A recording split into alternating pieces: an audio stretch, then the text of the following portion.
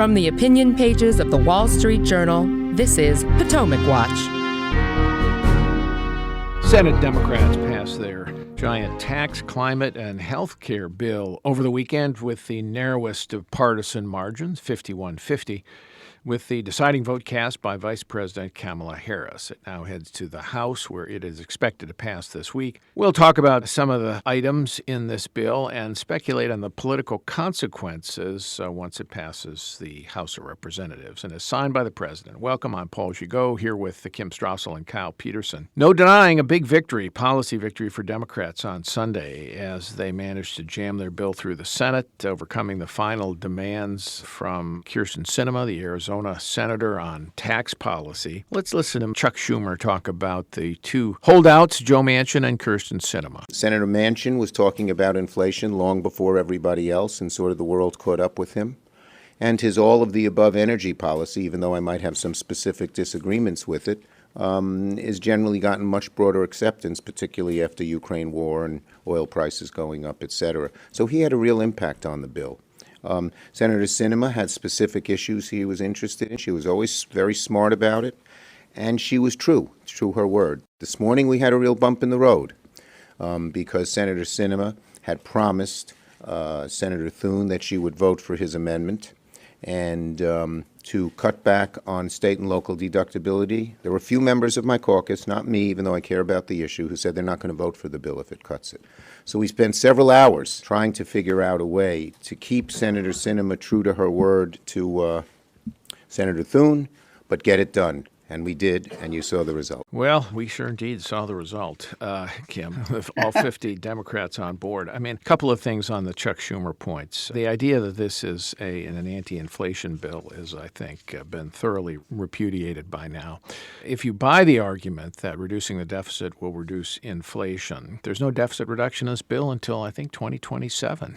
So that's, 5 years from now? So it's not going to do anything about inflation now. And the deficit reduction is de minimis in this, no question about it. And that's assuming that all the taxes persist, which they may or may not as their impact is felt. The other thing is this does not look to me, Kim, to be an all-of-the-above energy bill. I mean, notwithstanding the talking points of Joe Manchin, this is fundamentally a renewable energy bill. This is a gigantic subsidy for solar and wind power, electric vehicles, all kinds of things that involve battery companies, all kinds of things having to do with renewable energy economy. Going to be an enormous corporate welfare free-for-all.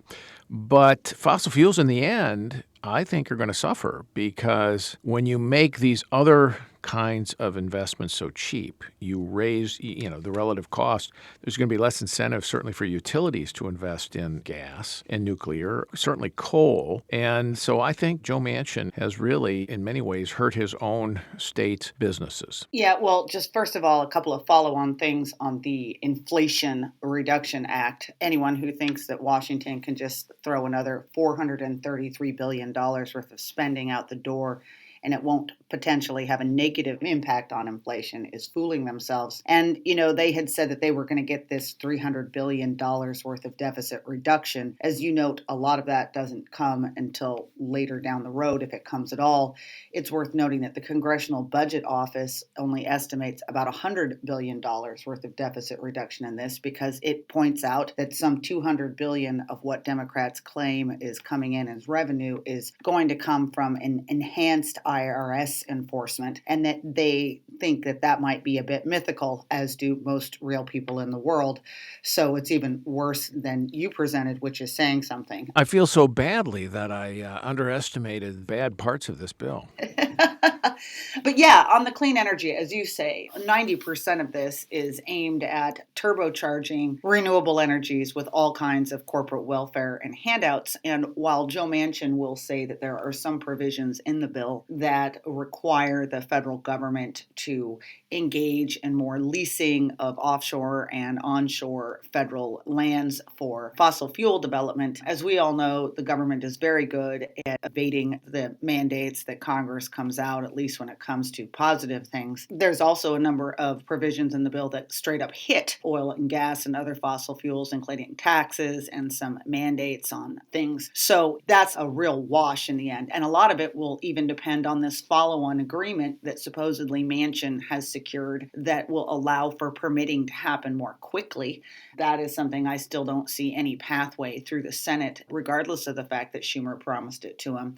So this is at a time of very high energy prices, the exact wrong direction to be going. On the climate point, our friend Bjorn Longborg took the items in the bill and plugged them into the UN's own climate model. This is the one that measures future climate impacts of policy, and it includes all kinds of guesses about certain things. But he plugged it in. This is the one that all the climateers use. And you know what? How much the spill is going to reduce temperature and by the year 2100 from 0.0009 degrees Fahrenheit to 0.028 degrees Fahrenheit. Boy, that's not the coming of the little ice age, I'll tell you that, when it comes to the impact of this on climate. It's mostly a big corporate welfare bill. If you're in green energy, get in there early and often, listeners. You'll benefit. Now, on the IRS point, Kyle, I just want to talk about this because 87,000 new employees. Most audits, according to the IRS itself, are done on people who make less than $200,000, if I'm not mistaken. The budget item, the $80 billion, 6 times their annual budget. This is a Congress that can't spend more money to build more ships to the Navy to defend America in the Pacific, but boy, it can supersize the IRS. Well, I would use an example even closer to home, which is that this is a Congress that can't give the IRS enough resources directly for customer service to answer more than 10% of the phone calls that are coming in from taxpayers. And I think it's of a piece with the broader effort to turn the IRS into a sort of social spending agency. They want the IRS to do all sorts of stuff that is not really in its bailiwick, including this thing we had last summer of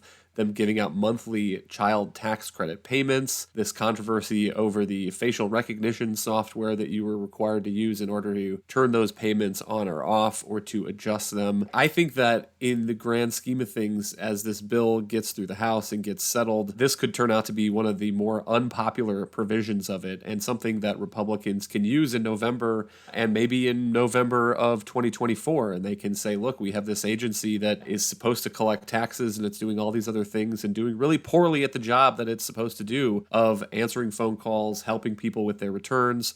And that's directly as a result of this bill that Democrats passed in the summer of 2022. And so I think there's room for Republicans to make some political hay here. I would agree with that. Probably one of the least popular provisions of the bill.